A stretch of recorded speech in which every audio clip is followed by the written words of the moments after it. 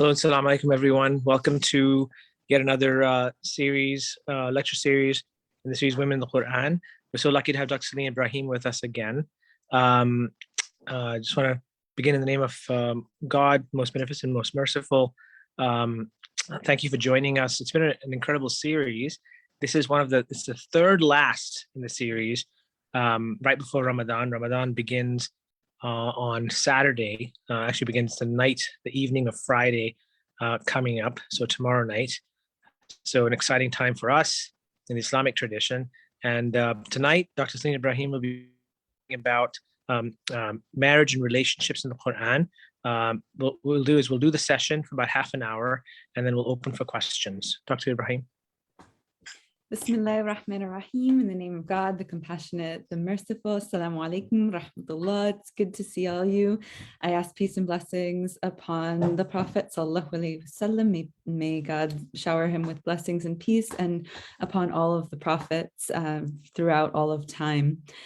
So tonight, inshallah, we will, God willing, last time refresh a little bit of what we did last time, which was looking at the wives who had brought complaints about their husbands. And so I just wanted to briefly remind you of some of those things that we talked about last week. And then this week will actually be focused on what I like to call the problematic wives. So the wife of a figure called Abu Lahab, the wife of Noah, the wife of Lot or Lut in Arabic, the wife of the Egyptian Viceroy, who's a figure also from biblical traditions. And then there's one instance in the Qur'an where two wives of the Prophet Muhammad have a little bit of a controversy, and the Qur'an captures that. So that's our agenda for tonight, more of the problematic wives, after having looked in our previous session at wives who brought legitimate complaints against their husbands. So what I hope to show you tonight is that the Qur'an has a tremendous amount of balance when it comes to treating wives and husbands. So if we look at the instances of troubled wives here, in this first instance, the wife of Abu Lahab, we'll look more in depth, but just to begin with, we'll say Abu Lahab himself is a figure that the Qur'an condemns and damns to hell in no uncertain terms.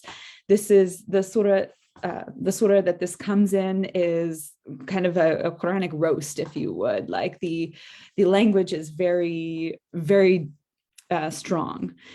And so we have a couple who both of them are completely corrupt. Then when we see these next two figures here, for the wife of Noah, we see a figure who is married to a righteous prophet. So we have this example of corrupt wife married to prophet, a moral exemplar. And the same thing is true with the wife of Lot or Lut. Now, the interesting thing about the wife of Noah and the wife of Lut is that their people as well in the Qur'an and even in the biblical stories have severe kind of problems, moral problems that are associated with them. So we see that the wives are in some way representative of their larger societies, and we'll look a little bit closer at how those dynamics are at play. Then we see the wife of the Egyptian viceroy here. Now she's a wife figure, and whose husband is also corrupt. She's corrupt. Her husband is also corrupt. They are not in the Qur'an damned to the same degree as what we will see with the wife of Abu Lahab and Abu Lahab. So the Egyptian viceroy and his wife give us an example of corruption that is then rectified in a person's lifetime. Whereas the wife of Abu Lahab and Abu Lahab are damned to hellfire, no chance of correcting their mistakes. And then we have two of the wives of the Prophet Muhammad, which for us are examples of inherently good, righteous people that have just made a little mistake and need to correct a little mistake. So you see that when it comes to gender, we have a complete balance between what we saw last week of the wife of Pharaoh, who's a perfectly righteous woman who just happens to be married to an utter tyrant who is completely damned in the Qur'an, which would be the gender parallel situation of Noah and Lut, who are righteous individuals married to women who are unfortunately not righteous. But we also see the whole spectrum in terms of completely corrupt to mostly corrupt but show moral progress. And then we see that there's completely righteous but just have a little bit of a mistake. So that we have the whole, gender-wise, we have a whole spectrum, and also like in terms of morality, we have a whole spectrum. So let me delve into these stories. I'm sorry if you hear cat noise in the background. My cats are just tearing up the place. Okay. So we're going to start, inshallah, with the foster mother of Moses. Remember from the past lecture where she's a completely righteous woman. She's abused by Pharaoh, who not only oppresses people under his rule, but oppresses people in his own home. We saw how she makes this beautiful supplication for divine deliverance. What I find absolutely fascinating about her figure is she shows us, and in her adopting the prophet Moses as a baby, we see that she's an example of a good foster mother, a foster mother who has this very beautiful relationship with her foster son. She stands in contrast to the Quranic figure who is the wife of the Egyptian viceroy. So Potiphar's wife is how she's typically referred to in biblical contexts. Now, in the Qur'an, this story comes in a story that the Qur'an calls the most beautiful of stories. It's in, right here you see in Arabic, Surah Yusuf. Oh, right. It doesn't have dots, so it's a little bit hard for those who read Arabic. This is the older script without dots, but that does say Surah Yusuf. And Surah Yusuf, for those of you who might be coming from an interfaith audience, Yusuf, Joseph, this is what the Qur'an calls the most beautiful of stories, and it traces the life of Joseph from his betrayal, his dream about the sun and the stars, and his prophetic notion, which he shares with his father, all the way through the betrayal of his brothers and his being thrown in the well, and then later being adopted and serving in the home of the viceroy. So the story in Hebrew Bible traditions is very similar in its narrative arc to the Qur'an.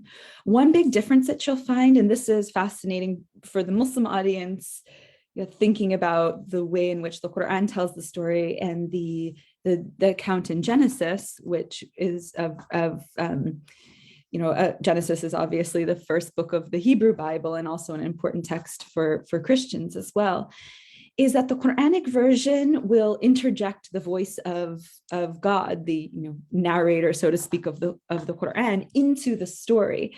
So you'll have not just the story as it's unfolding, but you'll have as well God's commentary on the story. So if you're reading Genesis as a Muslim, you'll notice that it's more of a straight narrative telling.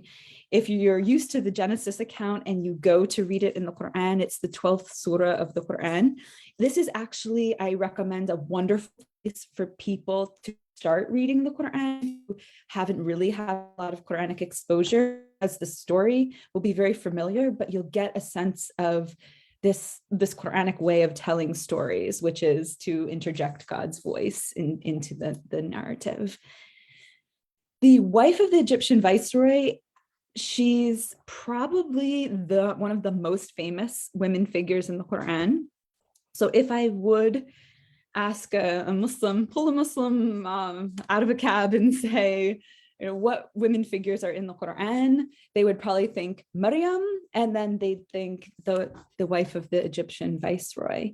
And what is a little bit fascinating about that is the figure of the wife of the Viceroy, she acts as a temptress figure in the Qur'an. So in the imagination of people who maybe have not studied all of these different women figures that the Qur'an does represent, the trope of a female temptress might be like kind of looming large in their thinking. And that's partly because the surah itself is just so beloved to Muslims. And it's one of the real like literary delights of the Qur'an, for many people, Muslim and non-Muslim. So we have to do a little bit of work, and by we I mean, when I'm lecturing and teaching, to undo the idea that the Qur'an portrays women as a whole as temptress figures. In fact, of all of the women, and I counted 19 individual women, and then there's many different groups of women that the Qur'an mentions, she is the only figure that we see in this female temptress role. So it is by no means a dominant trope about women in the Qur'an, but we do find it. It is among the characterizations of women. We find, we could say, of the many women, approximately like 1 in 19 is a temptress figure, if we want to put a statistic to it, an approximate statistic. So what I try to do in my work and thinking about this figure is to say, this is not just a story about a woman seducing a man, or attempting to in this case. What this story is also about is the corruption of elites, because Joseph is in the house as a foster child. He's in the house, he's young, she's much older than he is. He's an Egyptian, she's an Egyptian. He's kind of a Hebrew who is an ethnic minority in that context. And so there's, between all of these factors, he is actually the more vulnerable party in the encounter. She actually, despite kind of being a woman figure who might in other situations be the more vulnerable figure in terms of an encounter, if we look at statistics around the world, it is typically women who are put in these positions where they have to try to escape unwanted sexual attention. But we find the Qur'an actually inverses the story.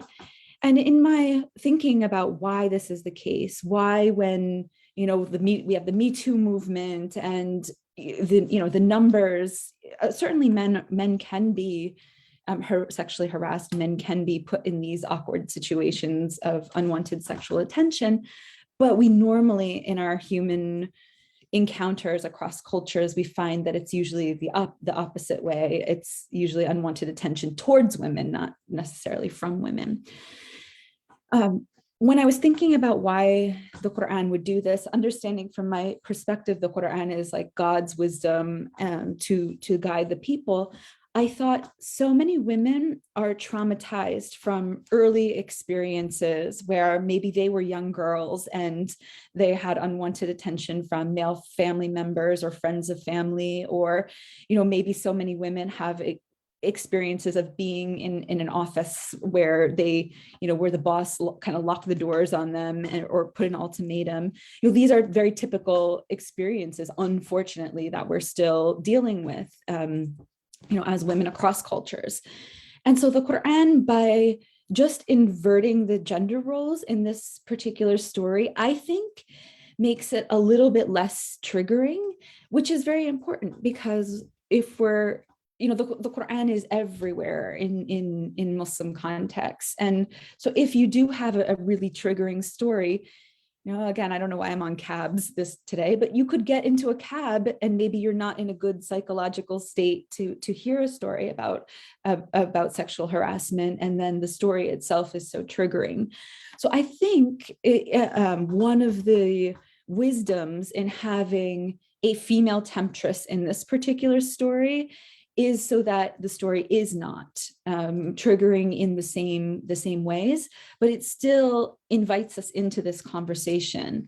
So I really want us to see the figure of the wife of the viceroy, we can't just reduce her to a woman. No, she's a powerful woman who uses her power repeatedly to suppress Yusuf, alayhi salam, to suppress Joseph. So this in the story, I wonder if I can change windows here. Yep, okay, good. So I'm going to pull up the story just so we see a few verses. They were too many. I wanted to look at too many verses to put on slides. So bear with me as I scroll here. Okay. So as we see here in verse 12:21, again, we're in Surah Yusuf 12, we see that it's actually this time the husband who says to his wife, let's adopt this child and make his residence comfortable. Perhaps he will benefit us, or we will adopt him as a son. Interestingly, this is almost exactly this part here is almost exactly what the wife of Pharaoh says to Pharaoh when she wants to adopt the infant Moses. So here again, we see the gender roles are flipped. Here, it's actually the vizier, like the male figure, really wanting this child to be in the household. I use this verse to say, look, we do see as well kind of like paternal care and paternal desire for a child. Oftentimes in our cultures, like a desire for a child is sort of seen as a feminine thing, and not at all. Here we have an example, of a couple who I don't see any other child mentioned. Maybe they have another child who is not mentioned in either one of our biblical narratives or the Qur'an, but looks like they probably don't have another child. And the husband is saying, I really want a child. We also see that, by the way, from Zachariah, who also really wants a child. So here, Joseph reaches maturity. And here the we is God gave him judgment and knowledge, which we've talked a lot about ilm in past series here. So hukmah here is like a hakim is a person who rules, and hakim is a person who's wise. So the idea is someone who rules should be wise because they know how to adjudicate very complicated matters to be just to all parties. So later we'll see that Joseph has this quality of ilm, which means he understands the signs of God. We'll see him interpreting dreams and calling people to Islam. He's what I like to call the prison chaplain of the Qur'an. He's, even as he's thrown in prison, he's giving sermons and calling people to monotheism, to pure monotheism. But we'll also see later in the story his ability to be this hakim. These two qualities, we haven't talked about her in great depth yet, but these are two qualities that we could also use to describe the Queen of Sheba in the Qur'an, who I'm saving for our last lecture. So just note that these are two of the qualities. May God make us among the people who have that insight and are able to understand the metaphysical world and the world of the divine signs. And may Allah make us among those people who have wisdom and good judgment, so that we can be fair among the people. So that's, and this word here, muhsinin, is from the same root that means beauty, hasanna, for those who are maybe studying Arabic or who know Arabic. So here it's translated in English as doers of good, which is a fine translation, but it's really interesting to note that the word inherently at its root also has connotations of beauty. So this is like people who are morally beautiful. So may we be among the people who are morally beautiful here. So now we see these very, very famous verses here. So she, in whose house he was, sought to seduce him. So she closed the doors and said, "Come you." And he says, "I seek refuge from God." right there. Indeed, God's my master who has made, indeed, he is my master who has made good my residence. Just as an interesting note here, the he here, call him Adallah, innahu. See this word Rabbi here? Rabb, I'm pointing this out for the Hebrew speakers because Rabb is a cognate, and it can mean Lord, like God, like oh God, to call on Lord and using the word Rabb, but it can also mean a human superior. So like Rabb al-Bayt could refer to God. God's special relationship to the Kaaba, but the Rabb al-Bayt could also just be the man of the house, for instance.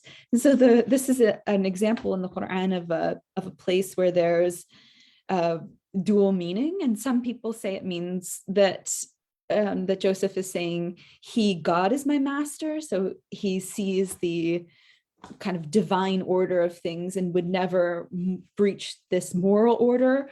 Or he says that indeed he, meaning her wife, the vizier, is his master, meaning how could he, you have two levels, like he can't betray his lord by committing this lewd act, and he can't, betray the good hospitality that he is being given.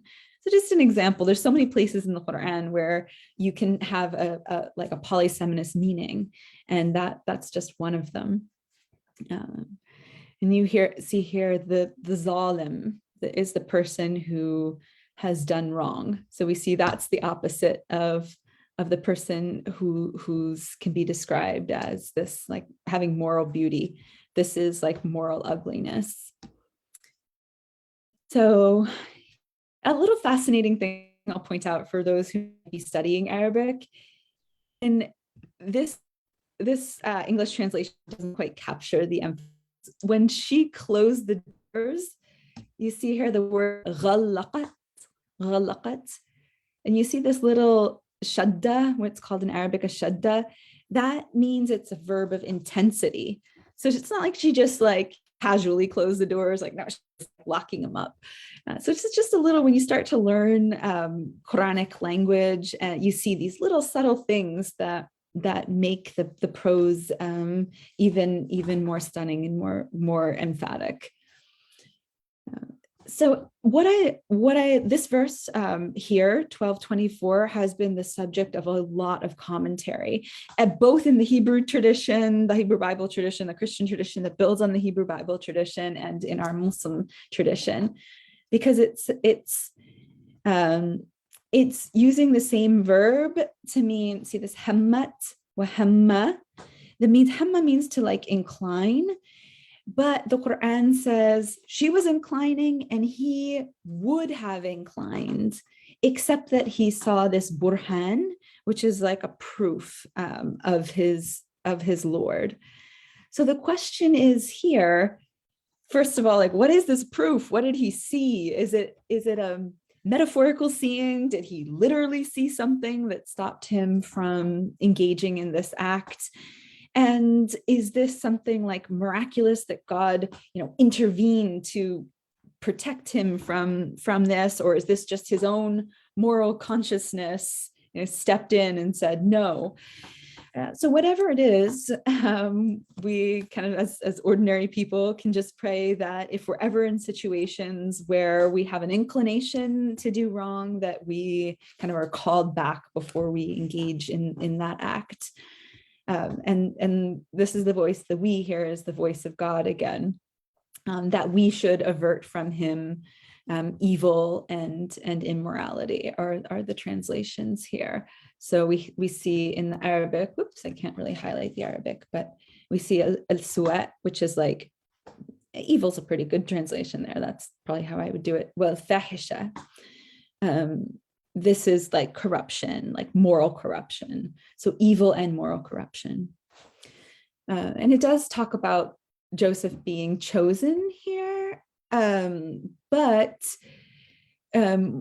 mukhlisin, chosen can be one word, but this word also means like totally devoted in utmost sincerity. So I would actually, maybe if I'm translating this, go on the side of translating it as sincere over being chosen, because I think that we as ordinary people, even if we're not like reaching this status of a prophet of God, we can still have that moral sensibility that kicks in, that tells us, no, something is off, something is wrong. So I like to my interpretation, I like to understand it as, no, this is his consciousness kicking in. He sees the proof of his Lord because he's been inculcated in a particular righteous way of being.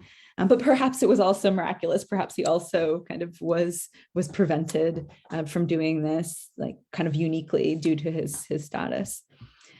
And here's the famous scene where they're racing to the door and she's tearing his shirt, notice, from the back. And then the husband's at the door and she very cleverly says, you know, what is the recompense of one who intended evil for your wife, but that he be imprisoned or a painful punishment. I like to highlight in this verse the fact that she's actually pretty smart. Like, she's fast on her feet. Now, it's a shame that she's morally corrupt, because she could use her quick wit for good. And we'll see a figure in the sister of Moses who uses her quick wit for good. But the Qur'an gives us both examples of one woman, young woman, who uses her quick wit for good, and another woman who uses her quick wit to condemn an innocent man. So she's conniving. She's not the only like smart, witty woman, though. Just uses it for the wrong. Now you notice here we have physical evidence, the shirt. And I like to pause on here. I won't go into too in depth into this because I didn't give a fair like trigger warning, but it is the case that a lot of times when we go to adjudicate matters involving particularly women being sexually wronged, we don't do a good job as a justice system kind of processing the physical evidence. We're slow at that still, even in the 21st century. And so the Qur'an, you know, all the way back points to this issue of physical evidence being ignored when crimes of sexual assault are at stake. I know I have to go a little bit further because I had wanted to cover more material, but I guess like this is one of the best of stories, so you just get sucked in, you can't help it. But we see here, let me just scroll down a little bit more. We see that I told you that both her and her husband have this sense of being morally corrupt, because look here, the husband tries to take the righteous, you know, saying, kind of fixing the matter a little bit. So he knows, he understands what has happened. But once the gossip gets out and the husband has to then decide to quash the matter, well, let me skip through this juicy bit about the banquet. Dr. Celene, you can go over a few minutes. We're all listening. Okay. Yeah, I had so many more stories I wanted to cover, but we may have to just push them into next week. Don't feel rushed. Okay. So let me scroll back then if I'm not as rushed, just to go for this part. So those of you who are looking at this story from the lens of the Hebrew Bible, this is a story that we find in Midrash, actually, which for the Muslims on the call who might not know what Midrash is, it is the kind of tafsir tradition of the Hebrew Bible in a way, tafsir being exegesis. So this story about the wife, she's caught in this scandal. And so instead of sort of just admitting her wrong, she doubles down on the fact that she's going to show the world how beautiful Joseph is and how, you know, it was not her fault for wanting to seduce him. So there's this story about her gathering her friends among the elite women, and she gives him an ultimatum. Here we see this in this verse, she's giving him an ultimatum. if he will not do what I order him, he will surely be imprisoned and will be of those abased. I mean, how many women have been in situations where they don't submit to a certain desire, they won't get the promotion, or they won't get a grade for, kind of this problem of, fortunately, it's gotten a lot better, but especially in the 70s and 80s, you hear horror stories about women and their relationships to their male superiors in the universities.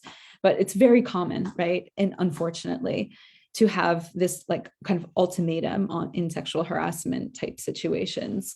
But here he says, prison is more to my liking than that which they're calling me to. But he, at the same time, this is his prayer, his intimate prayer to God, to have their plan from me. So it's a very beautiful dua. And I find that if any of us are ever in situations where we feel like people are kind of collaborating to put us down or in some type of way, that this is a beautiful dua here. And you'll notice that Joseph in his life, Yusuf alayhi salam, is often in these situations where people around him are collaborating, whether it's his brothers or now in his new home, it's these elites who are trying to frame him. He gets himself, Allah puts him, I should say, in these situations where he has to have patience and be forbearing. Okay, so right down here, and then I'll wrap up in about 2 minutes here. Then it appeared to them after they had seen the signs, meaning they know full well that he is not guilty, that he is thrown in prison. Later on in the surah, in the chapter, we do see that he insists on justice, and years later, the wife does admit her faults. So that's why I put her in this category. She's different than the other women who have been damned completely. She does eventually admit her wrongdoing. So let me just throw a few more things. I showed you. Let me jump. We'll do this in the next. I think we'll do this rather than rushing through it. We'll do it in the next chapter. So, next chapter of this course next week, inshallah. One more slide here because there we go. I wanted to wish you all a Ramadan. This one says Ramadan Kareem, which is one way to say kind of Kareem is like. Kind of like blessed, like another word for blessed a little bit. Kareem can mean like noble or generous. So in this sense, like a Ramadan with a lot of blessings. So that's what Ramadan Kareem. You could also say Ramadan Mubarak. Mubarak meaning blessed. That's another way to say the greeting. So. Ramadan Kareem, and I'd love to hear your questions, inshallah. And then in our next session, I'll finish up the rest of the troubled women of the Qur'an, inshallah. Great, we'll open up for questions. Assalamu alaikum, everybody, and Ramadan Mubarak, Ramadan Kareem to everyone. This is Faisal here. We're really looking forward to your lectures in Ramadan as well, Sister Celene, and alhamdulillah, thank you for educating us on this. My question is more of a rhetorical one, and I sometimes wonder about this, and I might kind of, speculate on the answer, but how is it that God allows prophets to marry women who are of dubious moral character? Why isn't it that they're not married to people who are of really good moral character? How does that happen? Yeah, I'm thinking about your question both in terms of sacred history and then sort of what we just know about the people in our lives too. Like maybe some of us know really wonderful people who just get in horrible relationships, and how does that happen? The prophets, they're all people who have to endure so much, right? They're carrying an unpopular message. I just think about sometimes in the modern world when everything is so secular, we sometimes as people who hold fast to a religious tradition kind of feel like the oddballs. And so I think the prophets, they had to be people of such conviction in the face of all of this doubt. And when we think about verses of the Qur'an where the Prophet Muhammad, for instance, where he's being harassed and being called, alleged that he's not like fully sane, or all of these, a'udhu billah, God forbid, all of these charges. And so I think the fact that the prophets do struggle in these ways, it helps us as ordinary people just realize that sometimes God puts us in situations where we have to kind of navigate difficult circumstances, and that's not out of not receiving favor. Sometimes learning to navigate difficult circumstances is actually God's favor, because God's perfecting in us like characteristics. So maybe I think about my own life, and I think about like difficult situations I've been in, and on the other side, I think, wow, I learned so much from that. It was miserable in the moment, but now I've learned. And so maybe that's part of the lesson for some of the prophets. And I think about specifically Nuh and Lut, may God's peace be upon them, Noah and Lut, and their wives were like Noah, for instance, his son also drowned, and he witnessed in the Qur'an, he's telling his son, like, get on the boat, the waters are rising, and his son's like, nah, dad, like, you do you, I'm going up on this mountain. And his wife is also drowned, and the Qur'an says in that instance, like, Noah makes a dua for them, like, Allah, you promised you'd save my family. And Allah says essentially to Noah, they're not of your family. And I think I've reflected on those verses, like, they are his blood family, but they're not his family. And in a way, morality sort of remakes who their family. Like, ideally, we all find, if we're striving to be pious, righteous people, we surround ourselves with other pious, righteous people who are our moral family, who lift us up, who support us. And we still keep in, good relations with all of our blood family, but some of our blood family we might not feel like are on the same like moral quest that we are. So I think it's an example for people who, maybe within their own family, they have people who kind of taunt them, like, why are you so religious? Or, I've seen that a lot as a chaplain. Sometimes people come to me and say, it's so hard to be Muslim in my family because I have, this person or that person trying to make fun of me or the like. So maybe there are examples in that way. Allahu alam. That was a great discussion, Dr. Ibrahim. I had a question, for you. I was actually looking at the verses of the Qur'an where, I know you skipped that part, but where God almost talks about in Surah Yusuf, in chapter of Joseph, when he talks about how the women of the city, the ladies of the city, were talking, right? And so I'm wondering, yes, the Aziz, his wife certainly was corrupt, as you alluded to, and God describes it that way, but it seemed to be a societal norm.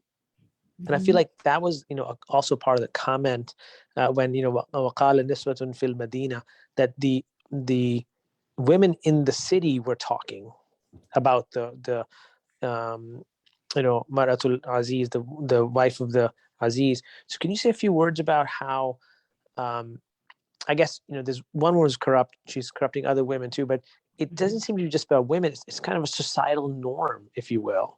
And it almost seems to be a commentary on how to avoid, how that is an example of what not to do in society.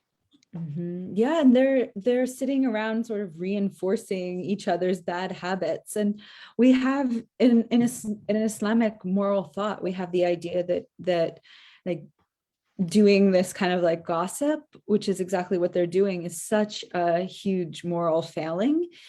the Qur'an says, like, would you eat the flesh of your dead sibling, your dead brother? And so this gossiping, and they're not just gossiping behind his back too, they're like drawing him out and then like exploiting him and kind of having fun in exploiting him. And so it's both, I think, a commentary on this gossip, but also a commentary on what people do when they get together and have an egotistical sense of superiority.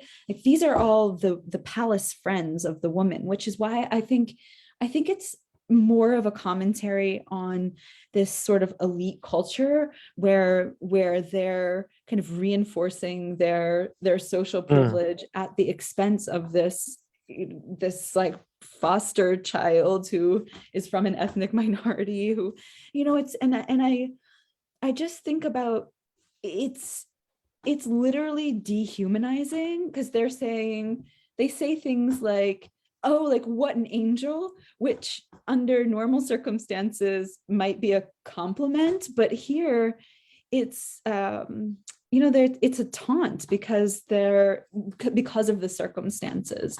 And so I just think about all the times in history. I think of like the transatlantic slave trade, where we just kind of put people up as if they were like commodities to be exploited in this way. And it's this horrible tendency that we have as human beings to also like think other people are simply at our beck and service, that they do not also have kind of emotional lives, and that They're not human. so I think it's a commentary on exploitation. Well, actually, there's so many modern forms of exploitation too. We think of like pornography forcing like, or the sex trade where young girls are taken. And it's not, I was researching numbers recently, and it's something like 40 million people have been somehow in the modern world like forced into like sex trade situations. So it's not something we've gotten past as a species. Yeah, but I just want to add one last thing. You're right, but also in verse 35, Allah subhanahu wa ta'ala talks about the men being, complicit in this entire scenario as society doing evil things, when it occurred to them that they know that they've seen the signs, right? The signs were that he was not to blame. And they said, well, let's just imprison him. Let's get him out of the picture for a while to calm this all down, right? So the men are very much involved in this as well, right? Wouldn't you say? Oh yeah, absolutely. And on that note, just on the story's contemporary relevance, if we look in the US, for instance, how many people have been convicted because, they looked like they could have been the perpetrator and even there's material evidence that they weren't even at the crime scene, or they have an alibi that's a perfectly good alibi. Like my heart breaks to hear stories. I recently was maybe some of you have seen the movie Just Mercy, that profiles a particular individual who sat on death for 30 something years. And I just recently had a chance to learn from him directly. And as he's being arrested, and this is in the South in, I think, the 1960s or so, basically the police officers tell him, you don't stand a chance. Your jury is white, your judge is white. You're, as an African American, you're basically convicted before your trial has even occurred. And that was the case. And he had alibis, and there was like no physical evidence linking him to the scene. And so we have this issue of kind of false convictions too. I think this story is about that. And certainly, if we think about the legal apparatus, a lot of that has been controlled and dominated by social elites who are, exploiting concepts like race to serve their own political interests. Yeah, it's not just. I think your point was it's not just a woman thing. It's not a woman thing. Yeah, that's what I was saying. Yeah. Yeah. All right, we have maybe a minute left for any other questions. Dr. Ibrahim, thank you so much once again for an Yeah, incredible thank you session. all. And then we'll congregate again virtually on April 7th, which is next Thursday. And see you guys all then. And it'll be in Ramadan. Inshallah. So may Allah make us reach Ramadan. Allahumma balaghna Ramadan and balaghna Ramadan. And we'll inshallah see you next Thursday. Thank you all. Good night. ICB Thank you. Wayland. Thank you. Jazakallah. Assalamu alaikum.